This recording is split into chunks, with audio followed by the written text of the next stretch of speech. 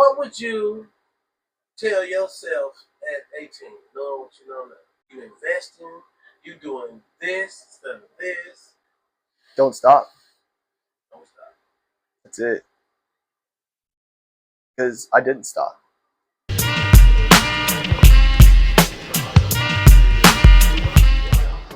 Okay, so look, we're gonna start, and my intro is you live, you in the place to be with TSP, and I want to start. I want you to introduce yourself, and you sell yourself. Okay, so what's your name? My name's Xavier Young. I'm from Nashville, Tennessee. Well, that's what I always say because I'm never in Nashville, but I'm from Clarksville, Tennessee, and So you went to school out there? I went to school out there for elementary school, and then I moved out to White House. So being at White House for middle and high. So you graduated in White House. Man, you from White House. You from White House. I'm from White House, yeah. Well, that's cool. You play sports? Yeah, I did baseball, and I used to coach gymnastics. Coaching gymnastics. Yeah, I did that for like 6 years. It was awesome, just doing a bunch of flips all the time. So you were involved in the gymnastics, though, right? Yeah, absolutely. Flipping and all that. You did the competitions? Never did competitions. I was just more focused in doing a bunch of tumbling just because I thought the girls would like it. So I was like, yeah, I got to be able to do a backflip. Yeah. I got into poetry because the girls like it. So you got into poetry for the girls? Hey, the girls going to be there. Yeah. So, Okay, so what year did you graduate? In 22. Just graduated. I just graduated. 4 years ago almost. Right at the end of COVID, was it? It was I went to school my entire senior year. There was still a little bit of COVID, but not as much. So basically, yeah, right at the end of COVID. So did you have to do the virtual schooling and all that? I did the end of my sophomore year. Was it weird? It wasn't. You just got a bunch of free time, right? Yeah, it wasn't bad. I went to the gym more. I started being able to focus on myself a lot more, being a sophomore and not having to go to school for 8 hours a day. Right. And plus, with me having ADHD, I didn't have to sit in a classroom the entire time. I was able to do other things and become productive, which I really think that COVID was kind of my turning point. Being separated from everybody, not having anybody to go to at all, and just having myself and God. So being able to take that and to be productive with it's all up to me. And so I kind of noticed that whenever I was a sophomore going into junior years, just over the summer kind of thing. And that's whenever I started getting into the gym and trying to better myself. So what was your family life? Family life, I will say, I can't say it was the worst in the world. It definitely wasn't the best. I mean, my mom, she was a first-time mom. It's hard to cast judgments now seeing this as an adult.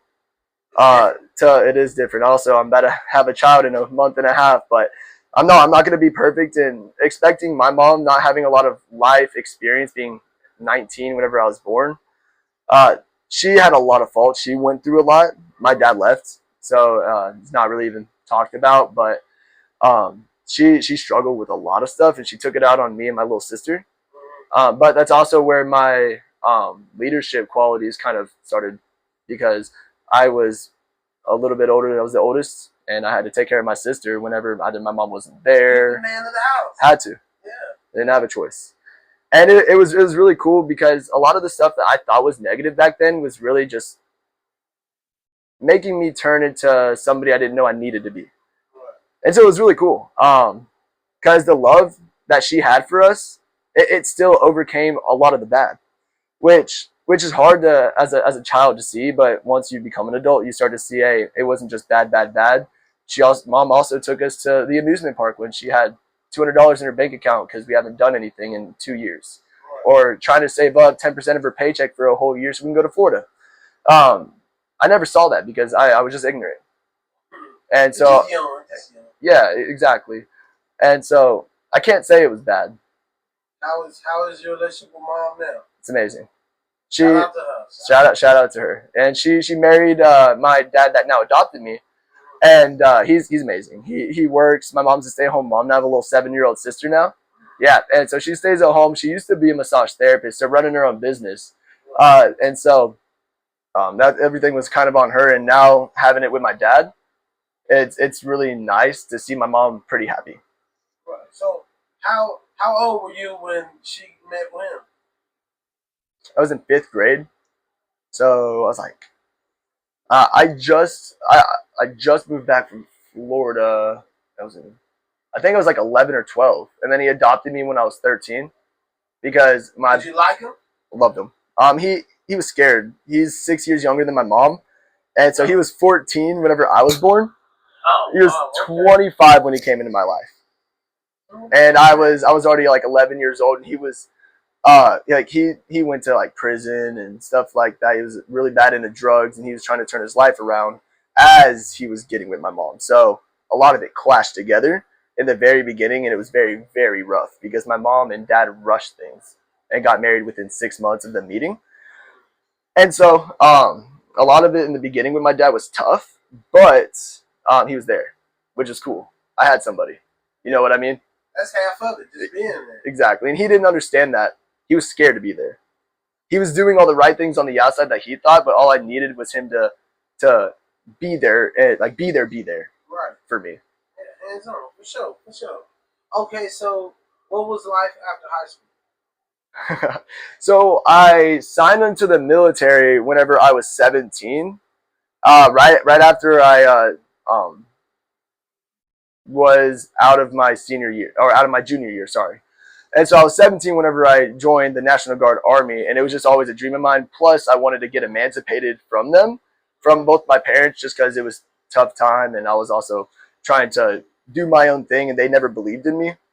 So, just with owning a business and trying to be more, I just felt like I was always more. So, and they didn't see that. But I moved out whenever I was 7. Whenever I was 17, it was the beginning of my high school year, and then like the second half, I moved in with my aunt, and me and her we split a house together, and for the last 6 months, it was like January of 22 to May of 22. I probably skipped like half my senior year, and I was like an A's and B's kind of kid the entire time, and they told me I wasn't going to graduate if I didn't start going back. So I started, going back all the time. But that's whenever I started my first business.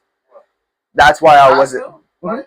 Okay, so what was that? It was it's called Lark Digital. I was a car hop at Sonic, so I was just grinding my butt off daily. Well, shout out to them. Yeah. Been there, done that. Yeah, absolutely loved to got tips, and I was also the only car hop most of the time, so I was getting all the tips. But I was able to save up like $6,000 to $8,000, and I started investing into a marketing business for chiropractors. So with me doing like gymnastics and stuff, I was able to like do flips and not get hurt, but make it look like I got hurt, which was the perfect for like TikTok ads, for a hook in the very beginning. Right. So we started making TikTok ads for it, and I was fully financially supporting my business partner. Just like the and the Tate brothers. That's how they started their business and how they really became successful. Is one of them was grinding their freaking butts off on a daily basis, making the money, while the other one was in the business, was doing everything. Because they had the financial support and they had the back end of the business, both of them working at it. And so that's what me and him were doing. But unfortunately, he ended up screwing me over and stopped working while I was supporting him. And I didn't know. He told me we closed 4 clients.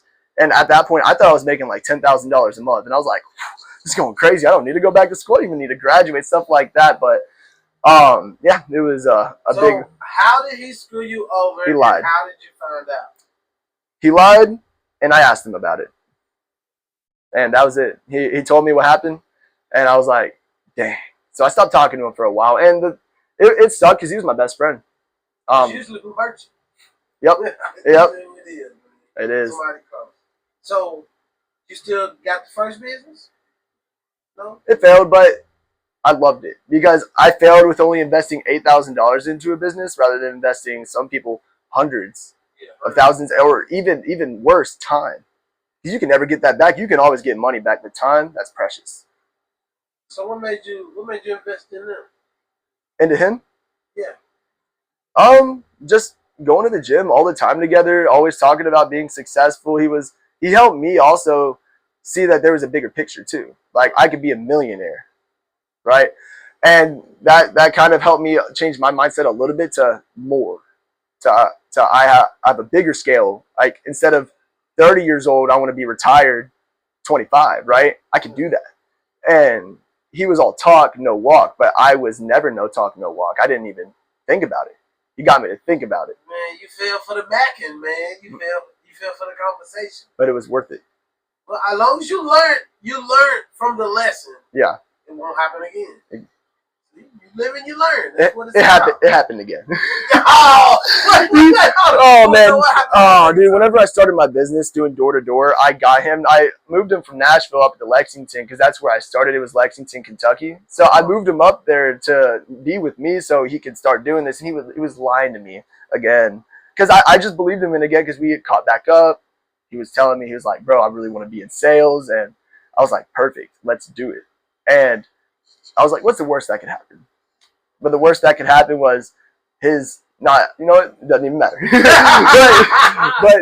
it was bad. I don't hate the guy. I love him to death still. He's just not a good person to do business with. Everybody you can't do business with. Yep. You live and you learn. You done doing business with him now? I am.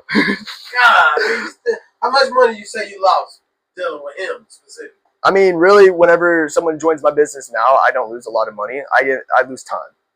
I lost quite a bit of time with him, which I would say is worse than losing money. I'll say about $15,000 to $20,000 worth of my time. It's an expensive lesson, man. Hey, but it's still the lesson, though. As long as you learned it. You learned it. Okay. So, your second business, your door to door, your everyday grind.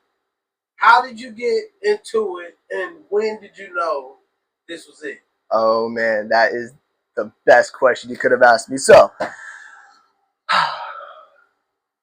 after I moved out of my parents' house, I started living with this random girl, and I was paying rent to live on a couch, and then they ended up kicking me out because of something stupid that I didn't do. And then I ended up living with my aunt for 6 months, and after that, I started living with another buddy. So this is 2023. And May of 2023, I got out of the military. I got medically discharged for my shoulder. And then I started looking into door-to-door because I used to do door-to-door when I was 14. I did my own business doing mowing. And so it wasn't very successful, but I was 14 making $100 every other week mowing someone's grass. But I ended up moving out to Cookeville, Tennessee with this girl that I was with in at the end of 2023 into March of 2024. And I was doing, it's called UrbanX is the company. And I actually dreamt of doing this job door to door with UrbanX as pest control for years. I texted this one guy that was he was the owner of Tampa office. And he said I had to be 18 and I was 16 at the time. Then the military held me back from doing it whenever I was 18 because I was still in and I couldn't go. And then once I got out, whenever I was 19, I was able to have the opportunity and go. So I was, me and my ex, we were supposed to go down there together. So I was fully financially supporting her so she could save up her money. So whenever we went down there, we'd be able to live off her money, you know? Right. But at the end of there, so I asked God 3 different times. I was like, God, is this really what you want me to do? Because I wanted to do it, but I really wanted to focus on the path that God wanted for me. So he gave me a couple confirmations. Me opening up the Bible, God, is this what you want me to do? Yes. And then the third. How did you get your yes? I would pray. You said you went in the Bible. You could literally look through the Bible and find the word yes. That's very true. Now, what I would do, and something that's really cool, is my entire life, God's given me He's allowed me to be able to open up the Bible randomly whenever times are tough with me, with my sister, you know, doing it for her, my cousins, for anybody. And whatever he wants to say is always, every time was said. So one time, I was a freshman or sophomore, and one of my buddies, he was an atheist. And I was like, hey, bro, if I randomly open up the Bible and God says he's real, will you believe? He goes, I might think about it. And I was like, perfect. That's all I need. You know, just sliver of faith is all that I need. Did it? It said it. Right? Another thing, my cousin, he was thinking about, you know, something not very good. And I opened up the Bible and God says, do not forsaken me, for I'm coming soon. And that's where I pointed at. It wasn't, I'm going to read through an entire chapter. It was, I was pointing, opening it randomly, pointing. That's it. Confidence type of thing. And the reason why I was able to do something like that is because when I was 13, I had poison ivy to the point where I couldn't breathe, had to get rushed and get a steroid shot, and it was bad. And a couple months later, I was mowing my parents' grass, and the Holy Spirit. I had just got saved like a couple months prior, and the Holy Spirit tells me to go grab the poison ivy, rub it all over my body, and rebuke it in the name of Jesus Christ that I would never get it again. So I did. Man, and that shit worked. It worked. Okay, I've never had a sense. Have you heard about the guys in the church who go around dancing with the snakes? You know, when they say God won't allow me to be bitten, and then the guy's bitten and dies. They're testing God. That's a difference. I was told. It was weird because it wasn't words. It was a feeling, like a feeling to where my chest would explode if I didn't go and do it. It felt like I didn't have a choice, right? So it wasn't like testing. You know, I'm never gonna get bitten because it says do not test God, right? So, and the only way is, I guess technically would be to tithe. So that's really the only way that God says to somehow test him is to tithe to the church, 10%. I'm just asking, in my opinion, most black people, they just play with Christianity. Honestly, they just play with it because I don't know. It's so theatrical. I've been to the black church, the white church, and the white church is more like it's more structured, more organized. Black church is kind of all over the place. So, have you been to a black church? Absolutely, I have a black side of my family, so. Mm-hmm. So you went to a church. They hooping and hollering, love it, shouting, and all. I love it. And you're in there like 5 hours. Holy Spirit is just screaming out of everybody. And it's not every church. I mean, I get it. There's a lot of churches out there that aren't the best, but there's those churches that are. And for me, like, I do a lot of moving around. I've been to Dallas. I've lived in Johnson City. I've lived in Lexington over the last few years. And it's just something you have to have discernment and you have to know. And to have discernment means knowing the difference between God's voice and the devil's voice. And how you do that is staying in prayer and reading the Bible. God's not going to lead you down a path that isn't for a reason. Whether it be going to a church, and if you think it's a good church or a bad church, if he led you to it, then there was a reasoning. Whether it be to turn that church to a different church. But it is, I wouldn't say it's hard to find a good church nowadays because I'm blessed to have a church that I grew up in that literally preaches the word of God. But so you don't have to go to church to get the word of God. It says you're right. You're absolutely right. Right? He's everywhere. Yeah, and especially with technology nowadays, it's so much easier to really just get so much more, right, from other pastors, from other people who are just going out and evangelizing. Man, I sit in the room by myself, read the Bible. Huge. That's always something that's huge. But you also want to surround yourself around other Christians, right? And going, it's just to build your relationship. I mean, you can lean, you can fall on them for whenever. You can't struggle alone, right? Whenever you struggle, you have to struggle with others. And that means your brothers and sisters in Christ. So having those people to hold you accountable as well is also what's important, because there's only so much. You have to have such a strong mindset to hold yourself accountable forever. I don't think it's even possible. Okay, now before we go too far, yeah, we're going to stick with the accountability because I'm going to come back to that. Perfect. But let's finish you starting your business. Okay. So, when you first start, what was the point where I'm going to do it on my own and you're going to take it all and put it all on you and it's sink or swim? Okay. So, God told me 3 different times to go up. I just got done with pest control sales because God told me to go and do that. That wasn't my business at first, right? It was March of 2024. I asked God for the 3rd time, hey, God, is this really what you want me to do? And so I picked up a shift. I was a server at Cheddar's out in Cookville. And so like I said, I was paying for everything for me and my ex, and I didn't have a lot of money. She also, later that day, but before I get into that part, I'll just go chronologically how it happened. So I got to Cheddar's, I was serving, and I get a $250 tip. I wasn't even supposed to work, by the way, like I said. And normally we tip out the bartenders and the busters, and I was thinking like $30 or $40 was going to get taken out, but only $3 exactly did. Now, later that night, me and my ex, we got into this argument, and she said that she was not going down to Dallas anymore. And I was like, I don't have a car because I just crashed it. I don't have a lot of money, and I don't know what to do. I was like, God, this isn't the confirmation I was looking for. And so I called my sales manager, and he's like, bro, just get down here. Get a plane ticket, come down here early. I got you. So I go online to buy the plane ticket. It was like $400. I only had like $500.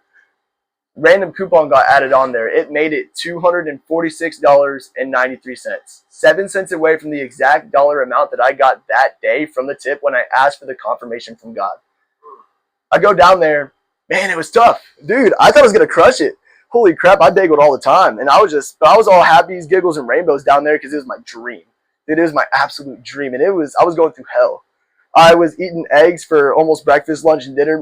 We would ride out for car rides out to field, and nobody wanted me, or people wanted me in their car, but they didn't want the smell of eggs and rice, bro. It was awesome, but it was the grind. It's what I needed to do, and I also didn't have the money for it because pest control pays out in certain percentages in October after you're done in January. So it was a little tough during the time because you only got a certain amount of how much you made the prospect pay that day. So yeah, right. So that was the difficult part about it, but it also built character. I had so much greed in my heart, so much pride. I was not humble. I thought I was the SHIT. It was bad. Like I wasn't who I wanted to be and who I used to be. I lost myself. And then God just started humbling me. I didn't have money. It was hard for me to drive because my ex that I was talking about, she went down to Dallas and tried to follow me down there, and it was crazy stuff. She tried to get with everyone down there just to break me. She went down there to break me, her words. Good. And then she goes back up to Nashville and she stays with my family. What? Hold on. But so she tell you she gonna leave you, so you go anyway, right? Without her, you go without her to Dallas, yes. and she follows you. Yes. Why? She didn't think you would go without her. I guess not. It was to break. I guess it was her words to break me. I went down there and I told her, I was like, I got you. Like, if you come down here, you're going to kill it. I know for a fact because I'm always a positive, motivational guy. Always. And I thought she was. She goes down there just complaining. I'm on the phone with her when I'm supposed to be knocking doors. And I'm like, you got this. Go out there, just knock a couple more doors. Just try to be positive. She ends up quitting. As I like. Holding you back. Yeah. Holding you back. Yeah. And see, you talk about signs. You ignored the signs. From what you told me that quick, when she told you she wasn't doing it, when you already got this plan, y'all have discussed it, she agreed to the plan. Then when it's time to execute the plan, she's finding a reason to back out of the plan. Right. That's the sign right there. It's dead weight. You don't need it. Yeah. And then you go. Love. When you go and she see you putting effort into your dream, she's going to tear down your dream. She's trying to break you. Yeah. She wants to destroy your dream. She wasn't happy. She didn't want you happy. Well, God, how did you feel when she went with your family? You didn't tell them to leave her alone? I got ignored. Mm. But they liked her. They liked her. Yeah. There was so much pain, and I feel like God was allowing a lot of that to happen to shape me. In Matthew, is it 25 or 26? It's either Matthew 25 or 26. At the end, it says, love the least of your brothers and sisters, for you be loving Jesus Christ, right? And so God was allowing me to have so much hurt from that situation. And I had to learn how to love her, how he loves her. Because if I was able to do that, what's going to stop me? If I can love the person who did something like that to me. And I'll be honest, she was like, at the time, your second love is always the one you like absolutely fall for. And I did, head over heels, honestly. And that's not even where but it was tough. But it was tough. Right. And it was what I needed, though. Okay. So it was super cool to see the outcome of it later on, because I took videos of myself whenever it was, because not only was I suffering from a heartbreak, and it felt like literal, like I felt like physical heartbreak, but I was also not making a lot of sales. Thinking going down there that I'm going to make like $150,000 in 6 months. Like that's what I was like, I'm going to do it 100%. Didn't happen. Right. Didn't happen. Real life. You know, yeah. I still made like 40, 50,000 doing it. Nearing the end is wherever sales really clicked for me. Which the only thing was is I just had to talk slower. But after the 6 months, because with pest control, it's 6 months on, 6 months off. In my 6 months off, I was gonna go to the oil fields, but there was a reprimand. There was a reprimand where I was gonna go for prayer. So I did not want to go to somewhere that would I would get reprimanded over prayer. So I ended up stopping doing that, which was really cool because one of my friends, one of his buddies, started working with AT&T, right, doing door to door. And so I was like, you know what? I already know how to do it. Might as well just make some extra bread while I'm waiting for that. And so I started doing this, and I asked God for a confirmation because I met the CEO, and because it was a startup company. And I met the CEO. He was super cool. And he's like, hey, I want you to run an office, like your own business in Lexington, Kentucky. And I was like, me? I joined the team last. He's like, yeah. So I moved up there and I got a place. And for a while, it was difficult to get a place because I was 19 and I was 20. And I didn't have any prior history to living anywhere that was under my name. So it was hard for me to find a place. And God told me to quit smoking weed, right? And it was just a feeling that I had for a while. Then I opened up the Bible, and that was the confirmation that He gave me. He's like, "Yeah, you like, quit doing it." Because he compared me to King David 3 different times. So that's how I knew that going up to Lexington and doing this is what He wanted with my life, right? So I thought that He wanted me to do pest control, but He changed it to this, and I had no idea why. Because I didn't know that me going up to Lexington was going to lead to me having an office in Nashville, Tennessee, too, to Johnson City, Tennessee, too, and then so on and so forth. However much I keep growing until I'm nationwide. But it was super cool because whenever I first started, I just knew how to work hard. That's it. I had no idea, and I didn't know a lot about leadership and owning a business. There's a difference between being a leader in life and being a leader in a business. There's just different qualities you have to have. Different decisions. Yeah, different decisions, and you have to be so patient. I didn't know that God was using my time down in Dallas for me to learn patience, for me to learn wisdom, for me to learn how to not be greedy and to not have instant gratification. That's what it was. The number one thing, you can't have instant gratification to be successful. Yeah, you gotta wait. You gotta wait. It takes time, right? And it's a little off track, but it's so bad nowadays. Just seeing TikTok, Instagram, and having a bunch of people and a bunch of 18-year-olds, 16-year-olds expecting to be a millionaire by the time they're 25. TikTok. That's who you blame. And it's doable. Oh, it's 100% doable, right? And I'm saying that from experience. But are you willing to put in the grind, put in the effort, not just 1 or 2 days out of the week, but possibly 7 days out of the week, 365 days out of the year until you're 25.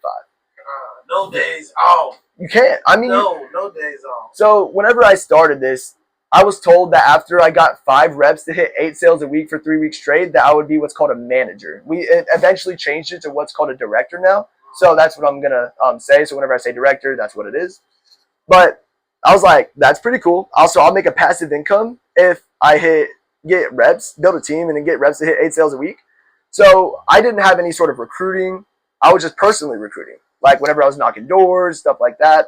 I lost my first team because I wasn't a good leader. I was quick to anger a little bit. I was going out helping them make sales, giving them sales. So they weren't making their sales. They were expecting me to make sales for them. Right? And that's just because I was trying to get the director as soon as I could. Now, that team failed, and I learned from it. And I was like, all right, so I can't just go out and just give sales for me to get to director. I have to do more. I have to get them to make sales themselves. So that was the next step. I had to not make sales myself, but I had to learn how to train somebody to make sales.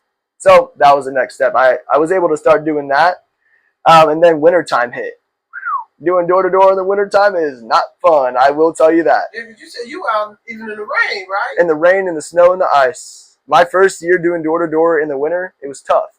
I was still trying to build a team. I had not hit the director yet. I was fully responsible for every single one of them. I was 20. Responsible for people who were 25, 30, 35 years old. I was responsible for their life. Are they going to make money or are they not going to make money? Because money is what makes the world turn. You don't got money, you ain't turning. You ain't growing. No, you sit on the corner. Exactly. And so after I realized that I had that type of responsibility, I started to spiral a little bit. But then I was able to understand because I learned from that spiral. I was like, I can't spiral because that's also how I lost the team, right? I was trying to take everything and do it all myself, and I can't do that. That's impossible. You can't do literally everything, but you can have a right hand man, and you can delegate some of the responsibilities to them. So just having because you know how I told you it was you started to train. I had to learn how to train somebody to make sales. Yeah. So that was the first step. The next step was to train somebody else to make sales. Yeah. So that's what I had to do next. And once I was able to get to that point, I was able to get to the director because I started having recruiting for my business up in Lexington in December. And within 3 months, I was able to hit it. I lost teams. I learned from it, and I knew what to do, and I knew what not to do. So then this guy, his name is Dylan. He came into the business, and he was really the person that he coached me a lot through knowing how to. It's called build, break, build. So whenever I'm talking to somebody who works for me, I can't just be like, "Look, you're doing this wrong and this wrong and this wrong." It'll break their mentality. So he was teaching me a lot of different things. Like I gotta build them up. Yo, you did this good. You can do this a little bit better. But you're also doing this really good. And then just having it like that, having like one or two things to work on instead of just everything. Which also helped me out spiritually because I was like, wait. So I'm stressing out about trying to clean up this, that, and the other of what I'm doing with my sins, but God's going to be the one that's going to be getting, one or two away at a time. Because if I try to be perfect, I'm going to fail in anything, whether it's spiritual, mental, or physical. Right? Yeah, you can't take on too much. Exactly. And so that also opened up my mind to a lot more, and it was really cool. Okay, so where would you say your business is today? If you was a teacher, what grade would you get? What's an A look like to you? What do you think? This is your company, your people. They represent you. What would you grade them as? So this is a clientele-based business. I work with AT&T, Verizon, Kinetic, T-Mobile, other companies as well. And sometimes there's stuff I can't control. One, with me not being in the office, because I have an office in Nashville, in Lexington, Kentucky, and in Johnson City, Tennessee. So that are under my business name. And it's hard to control whenever a client doesn't give you leads. It's hard to control whenever you have a team that's hungry and they can't go anywhere to work because of a legal thing. Not with my business, but with the client and somebody else. Right. And so that held us back a lot over this last 6 months. And then my Lexington team, a lot of uncontrollables happened up there once I left. I was the core. I made the mistake of being the core instead of having a core. And it fell apart.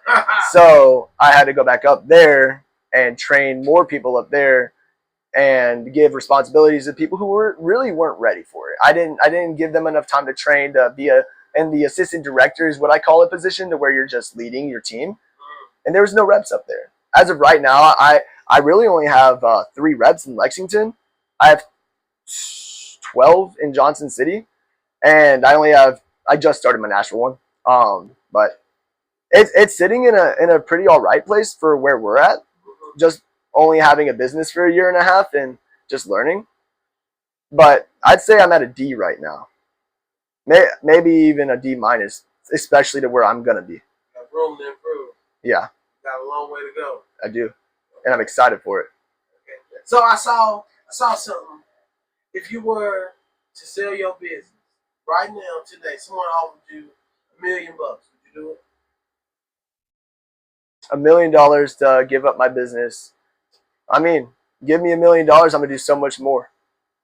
If I get that million, there's so much more that I could do than where I'm at right now. I've learned. I mean, you can't.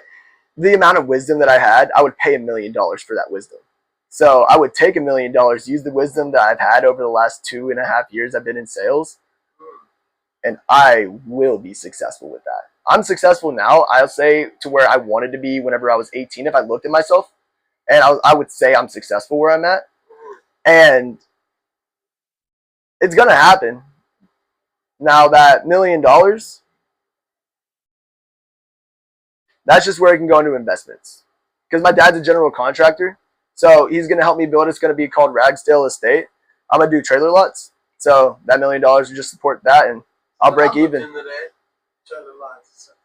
Good league. Yeah. Yeah. Well, okay, that ain't bad. That ain't bad. So how's life for you right now?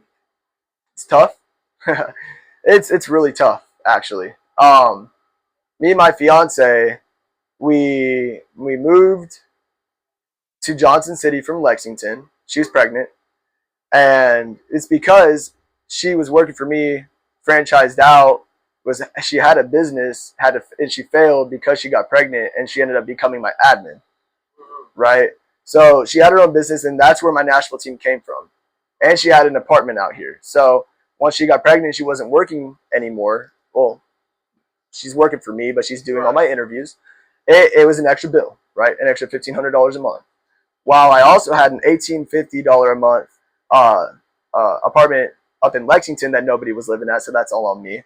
I have $1,500 a month on my office up in Lexington, which is all on me, and then also my Johnson City office, all on me too. A lot of finances, right? Which isn't anything crazy in the business I'm in. All I have to do is go out there, make 10 sales a week every week, and I'm straight. But it comes down to where my dog, my fiance, I was up in Lexington because I was dealing with my business up there because a lot of stuff went wrong, and her dog attacked another dog, and she had to use scissors and stab her. And unfortunately, she's no longer here. And then her cat. Lady had to do that while being 6 months pregnant, and then she passed out right after and had to be taken to the hospital. She's strong, man. She made it through that. Dude, bro. She freaked out. She freaked out. No. No? She was traumatized for not even a week. And she was able to push past it, and then her cat dies.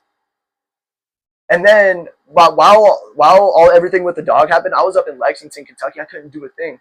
I was 3 hours away, and I started driving down there, and by the time I was down there, nothing. But that was a day after I had to go. That's my kind of person. Yeah, she's a soldier, man. That's all right. She didn't freak out. She held her composure. She held on. She's something else. I will say she's your baby will be all right. Yeah. Lil Harper, goodness gracious, she's going to be something. I know for a fact. With how Maddie is and how I am, there's no way. Because Madison, if she wasn't by my side right now, I wouldn't be where I'm at. She's helped me through trial and tribulation, through mental downs, through physical downs, spiritual downs, everything, life down. And she's just there, positive all the time. She's like a mini me, but she's also older. She's 24. I'm 21, by the way. But no, she's literally amazing. Now, with how life is, I need to get back spiritually.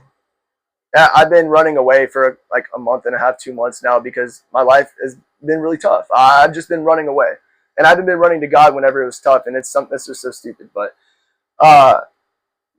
I just need to go back to Him, and all my problems that I have right now are fixed. Well, I mean, He's always there. It's not even just about Him always being there. It's about the fact that if I have my full trust in Him, that I know that no matter what happens in my life, He's going to take care of me, and I can have that for a fact. That's where the real danger comes in as a Christian, is if you know for a fact God's got your back. I think the real danger is putting too much into it. Because a homeless person can pray to God all day. Yeah. He don't get his ass up, ain't nothing going to happen. It's not about nothing happening though. If you're really one with God and you give Him everything, you don't care about where you're at physically. Where you're at physically, because once we die, are you gonna have this RV after you die? What? Are you? No, hell no. No, because we're not gonna. After we die, nothing matters anymore. Nothing that I build today. Sorry, nothing I build today matters. I know. And so that's why it's so dangerous with being a Christian too, is because what everybody else that isn't a Christian sees is crazy. You know, that like That's crazy. You're okay with being in that position, right? But that's not how we feel. Man, you should be a Jehovah's Witness or something, I bro. I love it. Knocking on doors with the Bible and shit. I actually, so God calls me to pray over people on the doors, and that's something I haven't done over the last couple months, right? But it's super cool because yeah, I do. I love You it. said you had you was doing something on TikTok, right? For my old business. Won't you do a virtual reading from the Bible on TikTok? That'd be super cool. I have calls with people all day, every day. I work a lot, and it's not something that's I would do right now. So what would be your call? Because you know they say God gives everybody a gift. So here's a gift for you. What's your gift? My gifts, leader. He calls me to be a pastor. I don't know what he means by that though. Talking about being a pastor, but pastors, a lot of them be crooks, man. You don't want to be no crook. You're thinking of a pastor of a church. Yeah. It's not always the case. Being a pastor doesn't always mean being a pastor of a congregation. It means you're pastoring out in the world. That's why there's evangelism, right? And that's exactly what I would call me going out door to door is evangelism. Honestly, not the last 2 months. I wouldn't call it that because I haven't been. But God's calling on me is to be some sort of pastor, and I have yet to figure that out because I have been straying away from him here recently. But when I am locked in with him, like it's so I just know. And also he told me, like a pastor literally one time I was about to go knock some doors. I just got off the phone with my mom. I'm like, God, if you really want me to be a pastor, make it abundantly clear. 2 minutes later, a pastor calls me. Right. I never have talked to this guy in my life. It was a random call-in. One of my sales, he said to his pastor in his church, hey, you need to get this internet. And so he calls me right after I pray that prayer. And then I asked him to pray over me at the end of it, and he asked God to make it abundantly clear if being a pastor is what I want. Happened. Right? And so from that point on, I just knew. And that's like whenever I get so close in with God, that's whenever the devil's really going to start coming at you every single time. Oh, yeah. And every time I fail, and it's so tough. Temptation is real.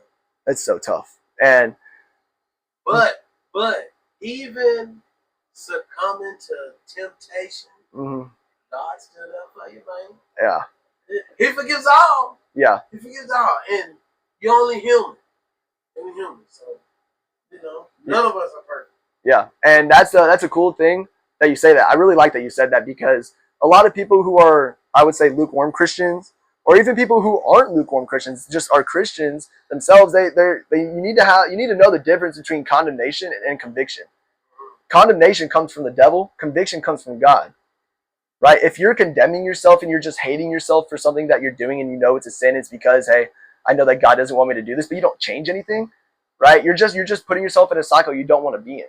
But if you're getting convicted and you know it's a conviction, then you need to change it because God's got a plan for that. You got to level up. After you feel that conviction, He'll level you up. I've been leveled up, and then I go back down.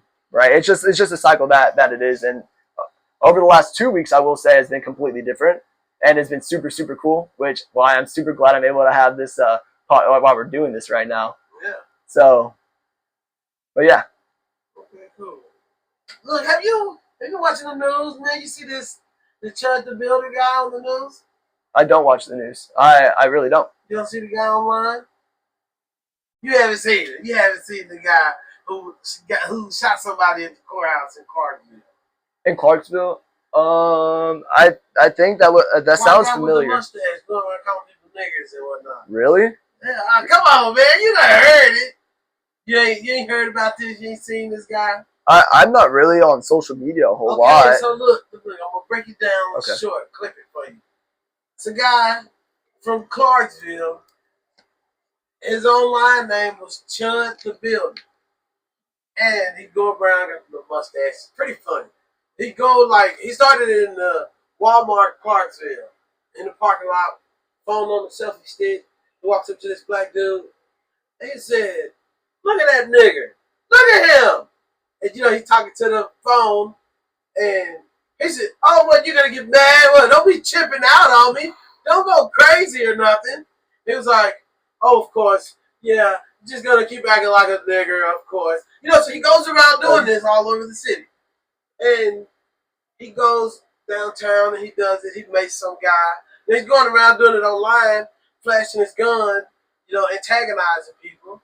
And he's going to court in Clarksville. He does it to some guy outside the courthouse, and they get into a fight, and he shoots the guy. Yeah, he shoots the black guy, and I guess they get him for like attempted murder. Yeah. But my thing is, why? Why the hate? I mean, I get it. If you look at it as content, some of his videos a little funny. It made me laugh. I mean, if I look at it as content, it makes me laugh. I mean, I get, people are sensitive about the wording, but I mean, if you ain't willing to die over the words, why make a fuss about it? I mean, there's people still out there, Yeah. like that. They everywhere. Right. I've been to Johnson City. It ain't many like me out there. Yeah, that is true. Yeah. Lexington, they new to the fact of motherfuckers like me out there. So it's still around. Right. It's still around. Do you encounter it? In Dallas, I did. Really? Yeah. You do like a lot of racism in Dallas? Not a lot. There was this one person that told me they wouldn't buy from me because I was white. I was like, you have a black widow on your. You have a daughter that's 2 years old. Really? It's because I'm white? She goes, yeah. I was like, okay, well, I'll get my black my coworker to come over here. Then she's like, somebody else okay. Somebody else will get it. I've never had like something really genuinely racist happen towards me other than that, and I was just so surprised because oh man, it's out there. Yeah, it's out there. I know. Just you can't. With having a mixed family, it's just something that's always been normal to me. Nothing matters. You don't look at skin color for nothing. Everyone's the same. It's blood. I wish people thought like that. I don't see why not. It's deeper than that. Well, racism is taught. Love is in everybody. Racism is taught. True. You gotta teach them. Hey, you don't fuck with them. That's taught. Yeah. I don't know, man. The world's in a crazy place. But so I want to get your advice before I let you go on some financials. Okay. What would you tell yourself at 18, knowing what you know now? You investing, you doing this instead of this. Don't stop. Don't stop. That's it. Because I didn't stop. It's not something that's easy, but it's a choice you have to make daily. And it's because before I went down to Dallas, my family told me I was looking at the sky, and I was up there, and I needed to come back down. Really having nobody by your side, nobody believing in you, it's gonna create a different dog. You're gonna stop caring. The stuff that you miss, you're gonna see a bigger picture, right? I missed my little sister's graduation whenever she turned 18, and I was at a bagel for the day. I was in Dallas, and I missed my sister graduating. I miss freaking Thanksgiving. Seeing my little 7-year-old sister, watching her grow up, because she asked me every time I come home, because I'm living with my parents right now. Every time that I come home, she's like, "Bubba, why do you have to be gone for so long?" And I just kind of look at her like, "Sweetheart, it's gonna be worth it. Yeah. In the future, you're gonna get Bubba every day, right? I'm gonna get to hang out with you every single day because I'm sacrificing my teenage years, my early 20s to really spend time with everyone that I want to." So I really appreciate you having me on here. I love it. I want to end it right there on that positive note. Yeah. Until next time, X, I'm glad you came through, and it's a pleasure having you. Pleasure. Appreciate it.